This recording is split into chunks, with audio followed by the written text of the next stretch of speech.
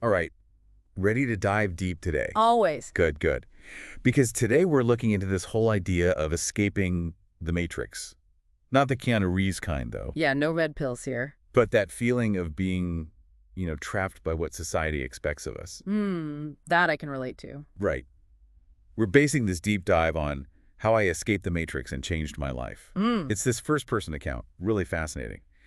The author actually ditched his corporate job in Stockholm. Stockholm. Yep, to go live in the Swedish forest. Oh, wow, okay. Now that's an escape. What did he do? Like, become a survivalist? Well, not exactly. That's what's so interesting about this story. He doesn't just disappear into the woods. He actually ends up building a whole business out there. Really? So it's not about rejecting work altogether, but more like finding work that, I don't know, aligns with who you are. Yeah, something like that. It definitely makes you think about how we define success, right? Yeah.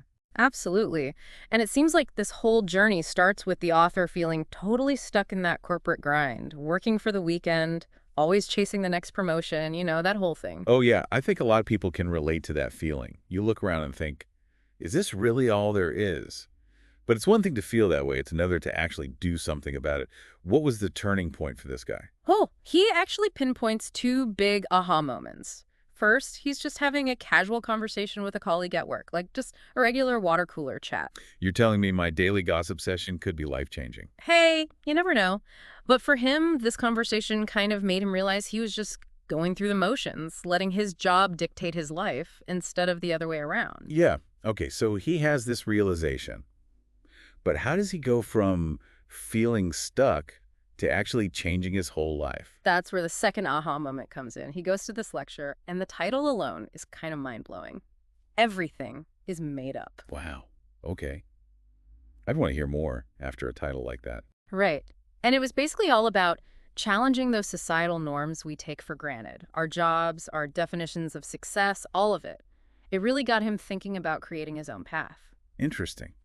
But a lecture and a random work chat, those don't exactly scream total life overhaul. I'm guessing there's more to the story, right? Oh, yeah. See, he'd already bought this property in the Swedish forest, like a few cabins, just meant to be a weekend getaway kind of thing. But after these realizations and quitting his job, this retreat became his launching pad. He just quit. Like no backup plan or anything. Seems like it. He took a big leap of faith, that's for sure. Bold move. But I have to ask, was he independently wealthy or something? Most people can't just quit their jobs and disappear into the woods. Well, that's where the author's whole redefinition of wealth comes into play.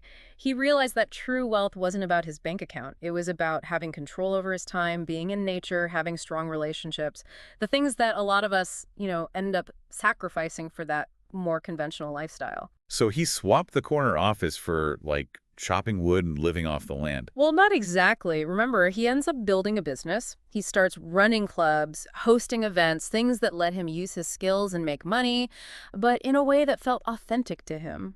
Huh. All right. So he found a way to make it work. Pretty impressive. But I have to imagine, winters in the Swedish forest. That can't be easy. There must have been some rough patches, right? Oh, absolutely. He talks about harsh winters, limited resources, especially in the beginning before he had running water or reliable electricity.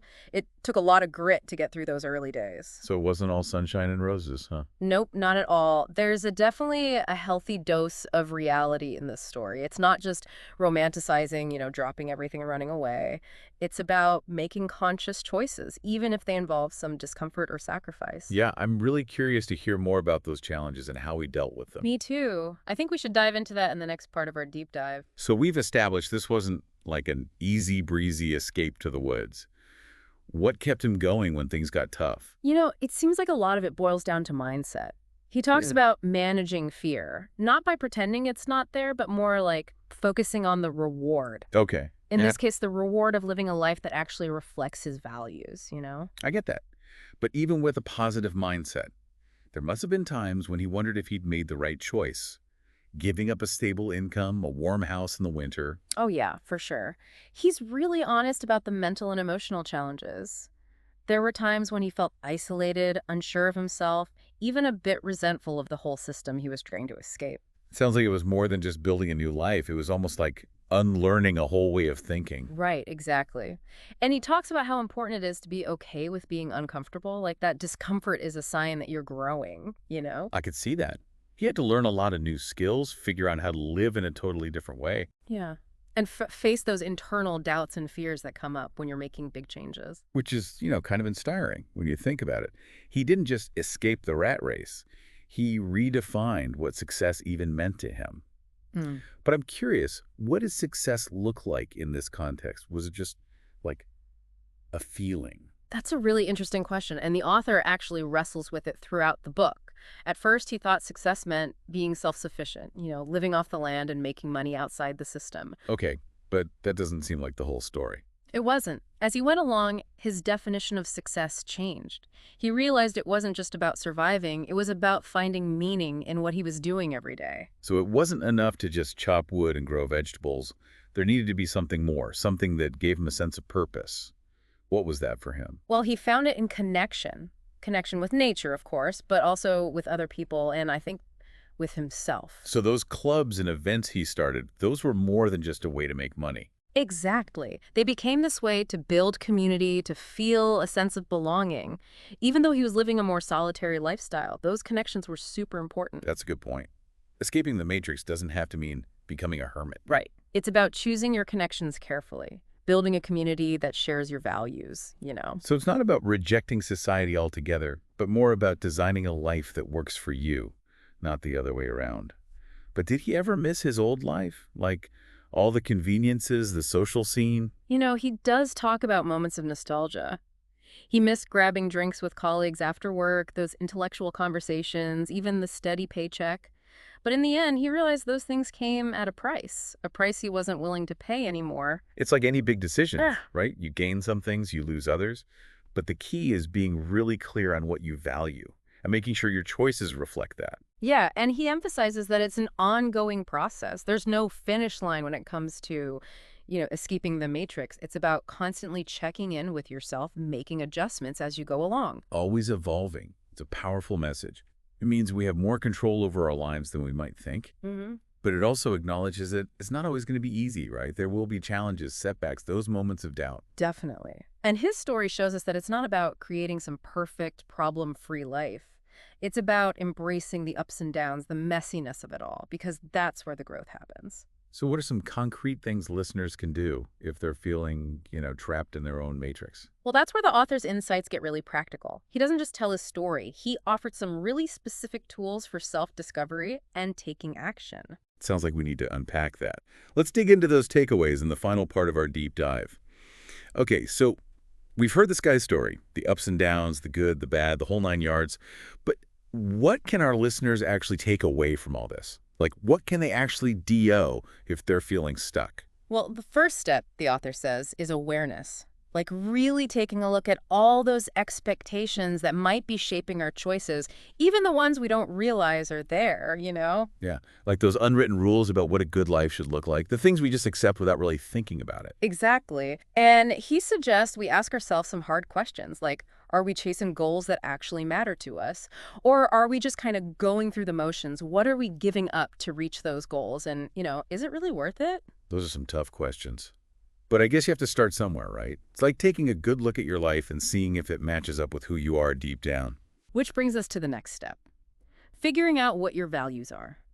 He really emphasizes how important this is, and he actually lays out a whole framework for how to do it. Like what makes you happy? What are you passionate about? What kind of impact do you want to have on the world? Okay, so you figured out your values. Then what? Is it time to pack your bags and head for the woods? Well, he's realistic about that. He knows that not everyone can just, drop everything and make a radical change like that. So he suggests finding ways to incorporate your values into your everyday life, even if it's just baby steps at first. So it's about finding those little bits of authenticity in your regular routine. Like maybe you take up a hobby that you're actually passionate about, or you finally have that tough conversation with your boss about your priorities. Or you just make time for a walk in nature to clear your head. Exactly. It's about making choices, even small ones, that move you in the right direction. And he stresses that even tiny changes can add up over time and lead to bigger shifts. That's good to hear.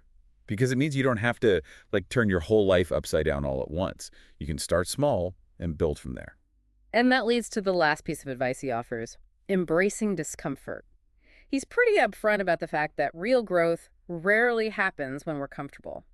So he says we should actually lean into those moments of uncertainty, challenge ourselves and push past our limits. Yeah, but that's easier said than done, isn't it? Avoiding discomfort is kind of human nature. It is. But what he's saying is that sometimes that discomfort is a sign that you're on the right path. It means you're shaking things up, challenging those norms, and creating something new. So it's not about like seeking out pain, but about realizing that some level of discomfort might be a necessary part of the journey. Right. It's in those moments of discomfort that we often discover our resilience, our creativity, all those things we didn't even know we had in us. So his story is really a testament to that idea that growth happens outside your comfort zone. Right. Totally. I mean, he went through some really intense challenges, both external and internal, but he came out of it stronger, more aware of himself, and, ultimately happier. Yeah. It's pretty inspiring. It shows us that we do have the power to change our lives, even within, all the limitations and expectations that society throws at us. It's about making choices that are aligned with who we are, even if those choices are hard or unconventional. Absolutely. Yeah. Well, if this deep dive has sparked something in you, don't let that feeling fade away. Take that first step, no matter how small. Figure out your values, question those assumptions you've been holding on to, and embrace the discomfort that comes with growth. This whole story shows us that escaping the matrix isn't just about running away. It's about running towards something, towards a life that is more authentic, more meaningful, more fulfilling, and maybe even inspires others to do the same. Well said. Thanks for joining us on this deep dive, everyone. And until next time, keep questioning, keep exploring, and keep diving deep.